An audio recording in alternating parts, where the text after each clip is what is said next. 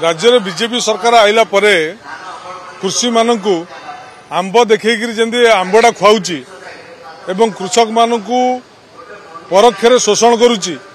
आज कृषि उत्पादन देखंतु राज्य जीएसडीपी रे पाखापाखि 80% योगदान होची कृषि एवं कृषि संबंधी क्षेत्रर अवदान। आज कृषि क्षेत्रर योगदान जीएसडीपी रे कमीची। आज लोकों को धान न देवाई सरकार गोटे चक्रांत करी विभिन्न धान पंजीकरण जटिल प्रक्रिया करिसेंती। कटनी छटनी मात्राधिक चली सहित कृषक मानक जो विभिन्न क्षेत्र में शोषण करा जाउची एवं केंद्र सरकार कृषि क्षेत्र में जो सब्सिडी ह्रास करुचंती। ता छड़ा सेतबेले आमर पूर्वतन मुख्यमंत्री नवीन पट्टनायक कालिया भलिया जो योजना करथिले उत्कर्ष योजना से योजना को बाटबणा करिसेंती सरकार।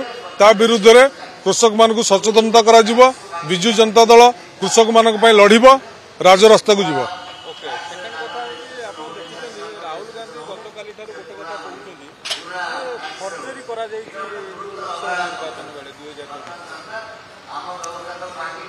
राहुल गांधी विरोधी दल हिसाब से गोटे अति स्पर्शकातर प्रसंग करिसेंती।